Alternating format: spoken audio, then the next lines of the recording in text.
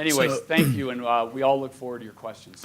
Thank you. So as your questions, as you're putting them together, we have our first couple here, and I have one to start us off. I wasn't sure how this was going to go. So if you have your questions, raise your hands. Our explorers will collect them. They'll end up with me. So here's one I think we ought to talk about. How are safe-to-tell tips handled, and are sources protected? So I think that's a school district question and a law enforcement question. Do you want to go, Travis? I can start with that. Okay. So for those of you who don't know, hopefully you do, but if you don't, Safe to Tell is a statewide anonymous reporting system that was developed in the wake of the Columbine shootings back in 1999. And we use it here in Summit.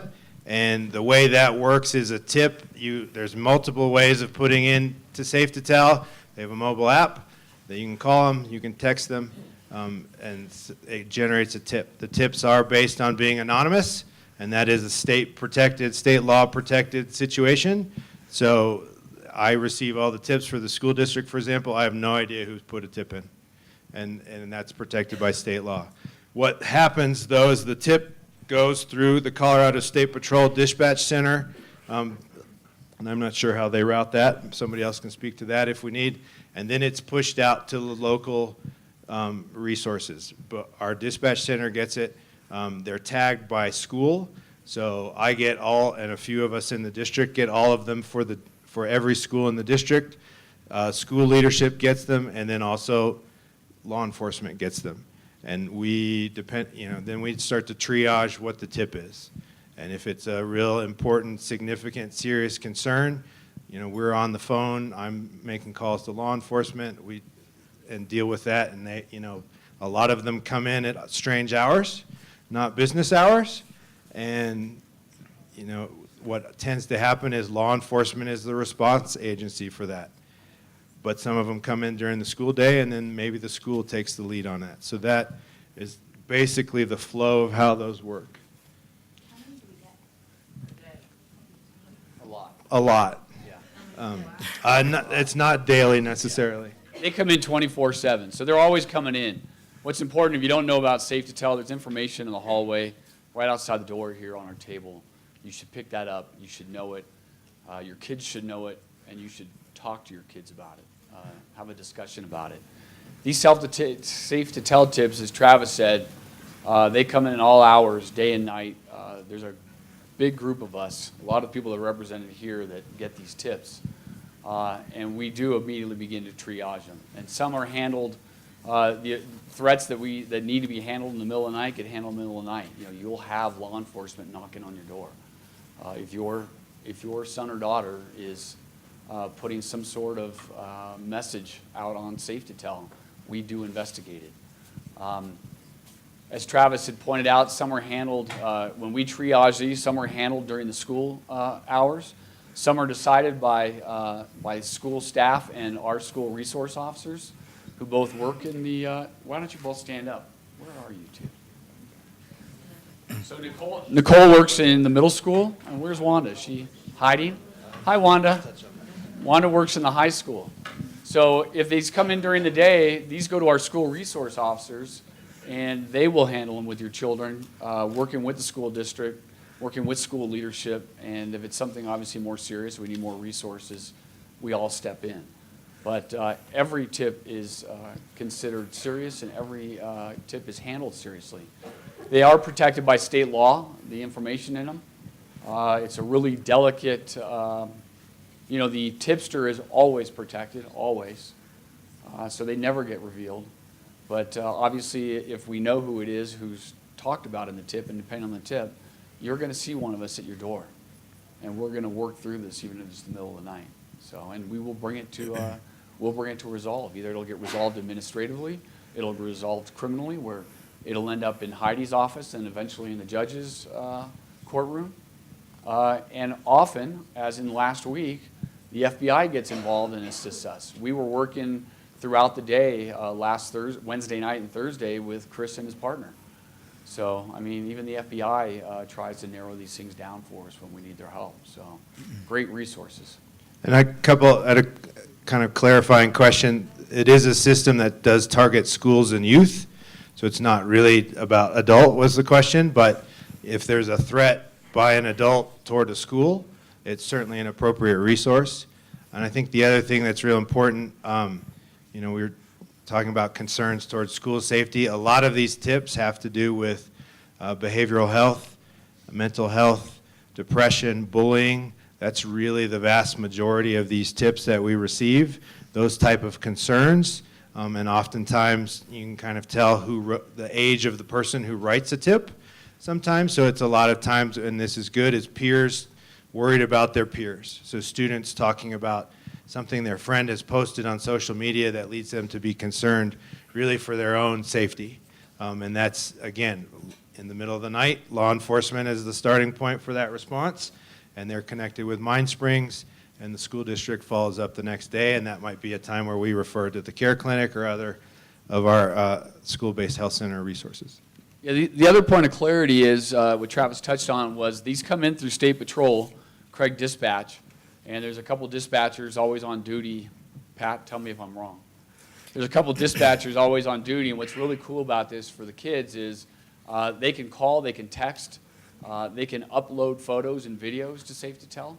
So a dispatcher in real time, a lot of these kids text this stuff, of course, and they will respond in real time.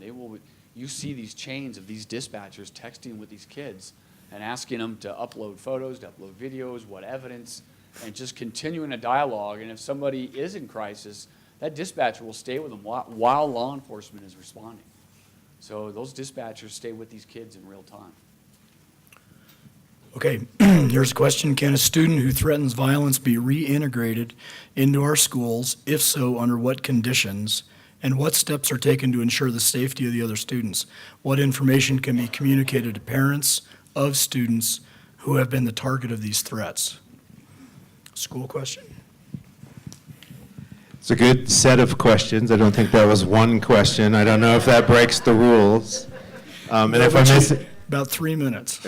Okay. Wow. Do we need a big timer? Could you repeat them too, Travis?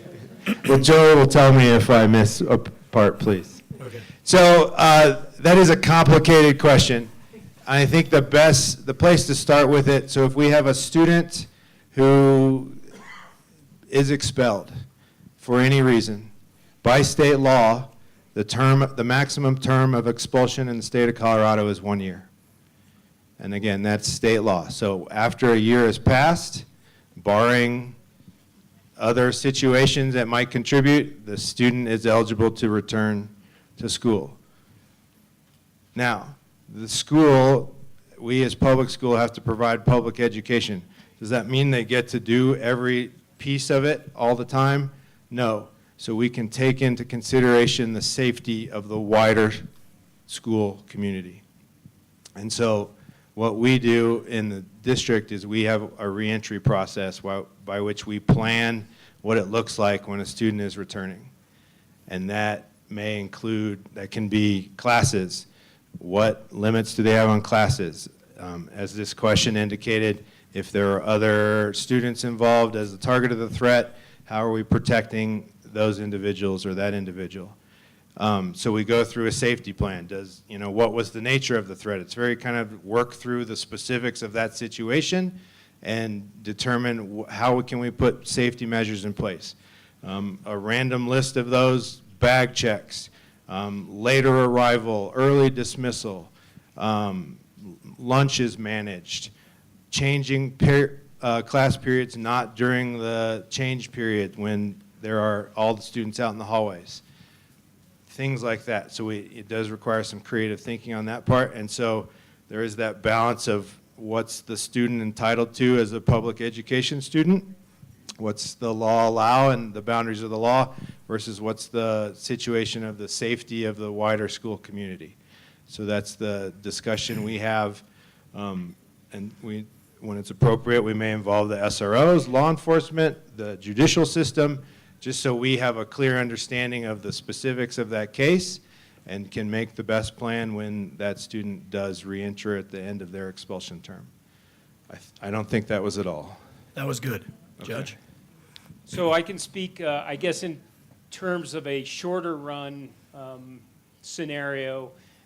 What Travis was speaking to was sort of if a child is expelled, What I can talk to you about a little bit is if there is a situation where a child is charged with a school threat, and to be clear, there is a specific Colorado statute that is directed towards children, or anyone for that matter, making a threat of violence to use a deadly weapon against a school, against a teacher, against a colleague, a student, a staff member, anything along those lines. It's a chargeable offense.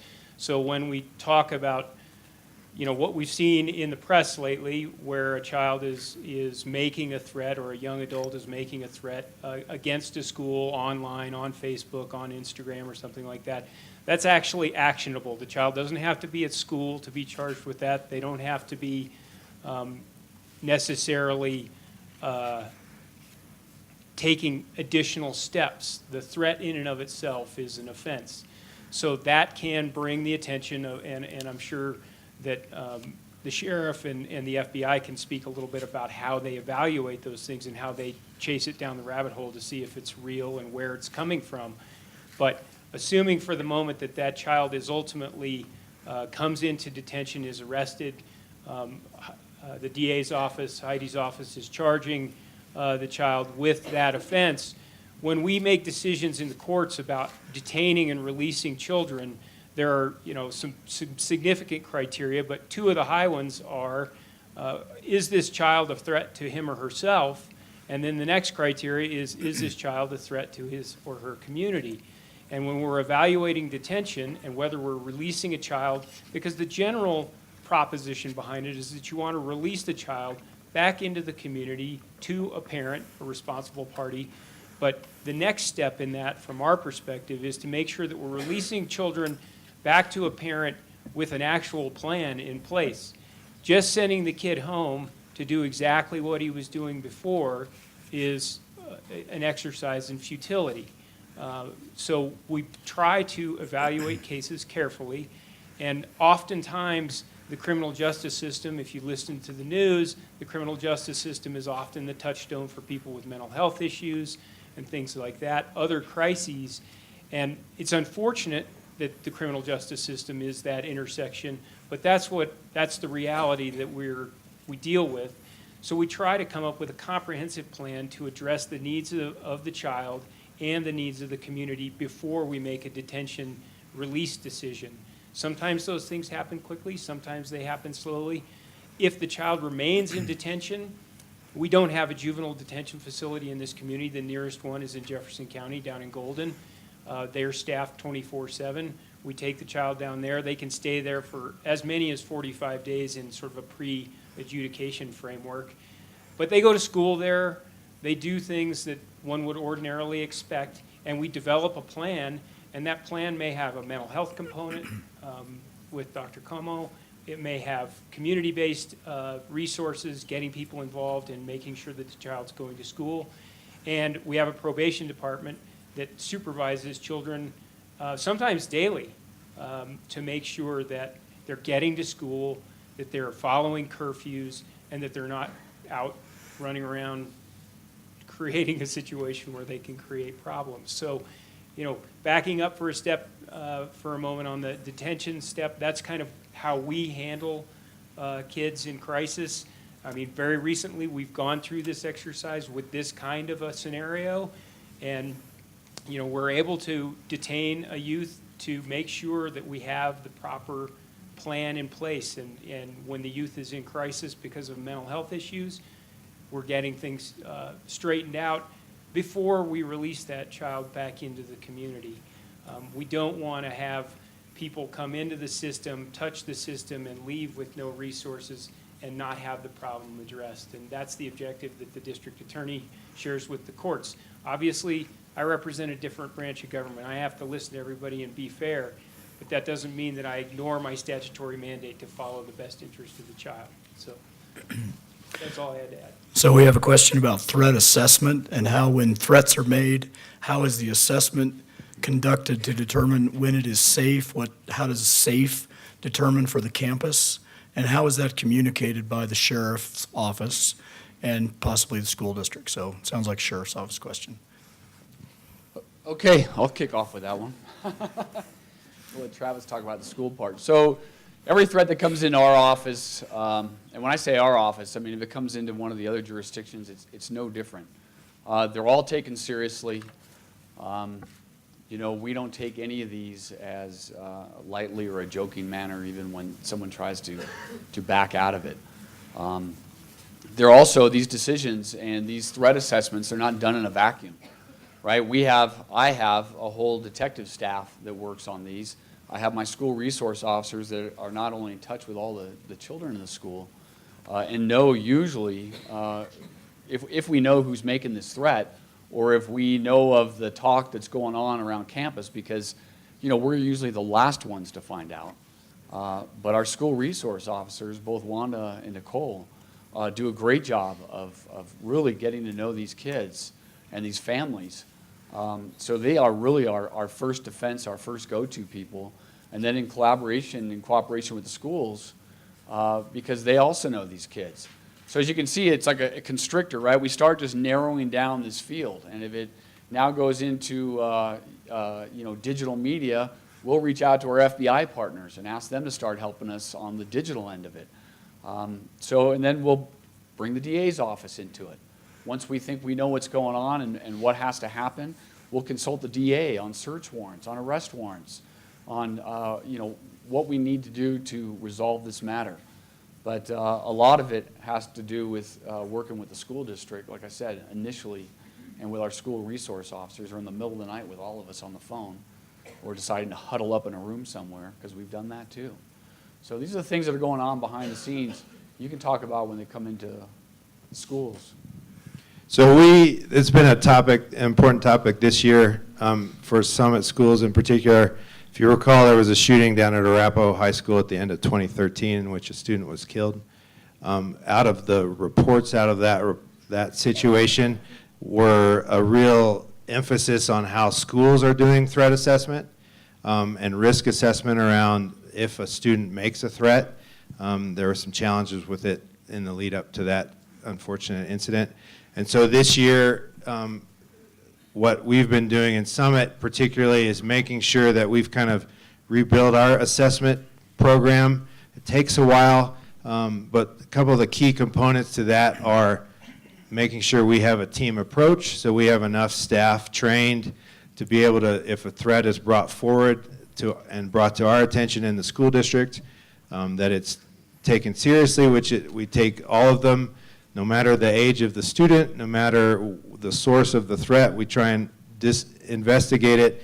A lot of times stuff is more disciplinary than actual threatening, but what we've tried to set up is a team approach and multiple levels of screening, and it starts at the building level, and so that each building now has a small group of trained staff, and not necessarily from a psychological standpoint, that's not our expertise, but a little bit more of a behavioral understanding of, you know, was this interaction between these two students, you know, age appropriate? You know, elementary boys talk about guns and knives sometimes.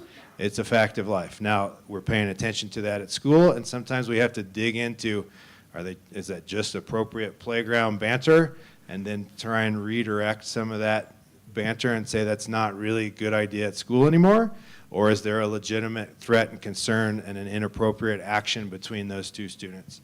And so all the way up from elementary students to high school students who are on social media and posting memes, which are my favorite thing in the whole world right now, because there are all sorts of inappropriate memes out there in the world. And yeah, they're funny, and teenagers find them funny, but they have this dark element to them sometimes, and that can be inappropriately used. So we're trying to pull information like that in, get the group together at the building level, kind of do an initial investigation, screening on, is this a legitimate threat or is this not legitimate?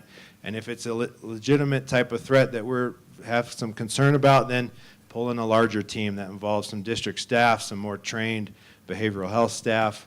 You know, if it's a student who is on probation from something else and they're still headed in the wrong direction, we go get probation. We involve law enforcement like the sheriff talked about.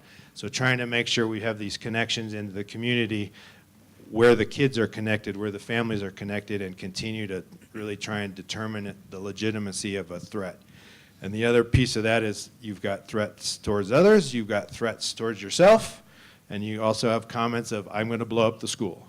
So there's a lot of forms at which this comes in that we need to sift through and involve our community partners in the evaluation of that. Part of that question, I think, was when it is considered safe. So is that risk resolved, or what is safe? So I think if there's a real immediate concern, so the clarification was, how do we determine when something is safe? I think there's a determination, is this an immediate threat toward a person or toward the individual or toward the property we're worried about taking place right now. And then certainly if we have one of those, we use our emergency procedures and we're involving law enforcement at that point to make that determination. When you get into the case of a kid is threatening another kid, certainly separating them, isolating the kid, making sure the kid's under supervision. Do we do a whole building procedure? In that case, not always. Sometimes that kid's in hand promptly. And then we can use tools like suspension out of school, where they're removed from the school environment into their parents' custody and care, and not have them return to the schoolhouse until we determine the legitimacy of the threat and what the reentry program might look like. Again, law enforcement might be involved in that. Charges might get filed at that point.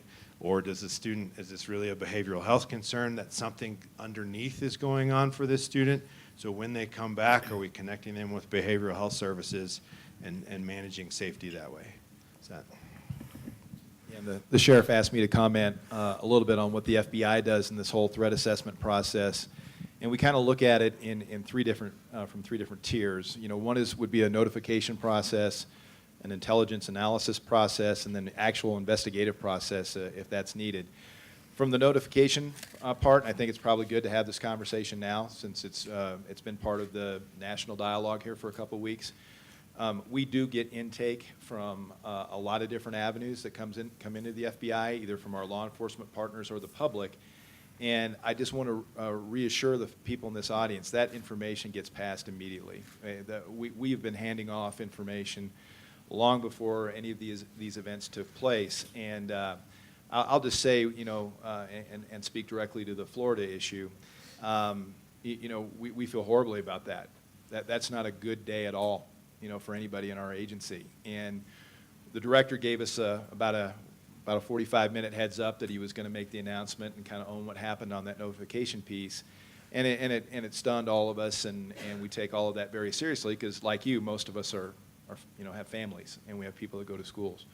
So I want to make sure you understand that that's an anomaly, and the folks that are involved in that notification process have actually prevented a lot of things from happening, have gotten out in front of some things and have done a really good job. So we've actually had notification things take place where a family member from another state, let's say, for example, Vermont, has a child at a school here in Colorado and has concerns, and they report those concerns to their local law enforcement agency in Vermont, but that agency will also advise us, so that there's kind of this dual track notification that goes on back here. Let's say it's in Summit County. That's some of the things that we invest in and make sure that we get that information moved along in a timely manner. So we'll have those conversations. We'll provide that notification. But then specific to what the sheriff was talking about with the digital analysis and some of the other forensics that we can do to help out while they're also trying to figure out what's going on at their school, we have an intelligence cadre that will plug in and try to do some of that social media research for them, or see, is this an isolated event, is this a group event, or is this just basically a hoax? And we want to eliminate panic, we want to diffuse and focus as fast as we can, and we're dedicated to help doing that. And then if the result of all of that is that maybe we need to also add an additional investigative piece to it, which may require us to tie in some resources from other states, or even go to our laboratories or whatever we need to do, we're going to do it. So that's our commitment when it comes to things like this. So Travis, I'm glad you've kept the mic. So there's a whole series of questions up here about safety and security in terms of facilities. So they go kind of like this. Okay. So this is more than one. Hand me the card. Yeah, I'm just, well, they're all over. So they go something like this. Metal detectors in school, why not the same level of security as sporting events if you went to a Broncos game? Open campuses, how are all the doors locked? Training of staff, why is there only one school resource officer? So a whole theme of questions about safety, security, physical plant security of the facilities, and I'm paraphrasing a number of these up here, but So, in terms of physical security, I think there's a couple challenges for schools. One, to be real frank, is there's always a resource challenge. Dollars are finite. And I know that's a challenging thing to hear sometimes in this type of conversation, but I think it's a reality that plays into that we have to manage on what we do with those dollars. And every government agency is in that boat. I think the larger question, and I'll come back to that, but I think the larger question, and this isn't a question that's necessarily just the school districts to answer, but a larger question is, what do you want the climate of your schools to look like? And there's trade-offs. So if you want to have a more secure facility, and what are we talking about? We're moving in the direction of military installations, detention centers. Those are on this way over here end, sorry Cassie, this way over here end on security versus something like a mall where there's less physical security, much more public access, public events, not a sporting events, but malls, things like that. Where do you want, on that sliding scale, where do you want your school to be? Because to be frank, again, we're dealing with youth. They're going to personalize everything that you do to them. So the more security you have, the less they want to be there. The less investment on their own lives they're going to put in their education, because the environment that they're trying to get educated in is going to be more secure. And yes, as parents, we all want our children to be safe and more secure, but there's trade-offs with that. If you had to run Mr. Adkins is here, principal of the high school, sorry to call you out, but what are we up to in terms of population at the high school? 926 students, which is not necessarily a giant high school as high schools go these days. If you have to run all 926 of those students through a metal detector every day, how are your kids going to feel coming home? Are they going to feel that we trust them as adults? And again, I don't necessarily have answers to this, but this is a big question that we talk about within the school district of what's that balance? Positive school climate and safe and secure facilities. So where are we right now with our facilities? And again, taking budget, the public here in Summit County passed the bond and election question a couple years ago, part of the dollars for that, and we really appreciate it, but some of the dollars for that are going to upgrades of our physical security. And so new vestibules that are going to improve that visitor access process. Door monitoring, improved camera systems with better access to monitoring within the office, more ability to have kind of that situational awareness of what's going on in and around campus. So those are some of the directions that we're taking our physical security. What's a more challenging, but also for me more effective place to put our efforts is making sure that our staff are well trained and aware of safety and security concerns and issues and things they need to be doing, because we have a lot of doors in our schools. The fire department tells me that's a good thing, because if we have a problem inside, I want to get out, but then the cops want me to lock them all up so nobody can get in. So it's a challenge. But if we talk, which we do with our staff, we talk with our students as best we can about, hey, these are our entry points. And yeah, you may have to walk a little further from your car, staff member. Student, don't let your friend in when they're running late through this back door. Things like that. That's where there's a real important piece to the training and awareness, and where safety takes everybody. And those sorts of things because they've come up in these previous incidents about, you know, Arapahoe, the student got in through an alternate exit that was not secure. That type of thing takes all students and staff and community members to be aware of. You know, we outline our visitor procedures for parents. Please follow them. I know sometimes they're inconvenient. Sometimes they slow you down when you're running late to get your kid to that dental appointment. But we try and put them in place for the reason of managing that access and being able to maintain a secure perimeter of the schools. Mr. Cochran, what did I miss?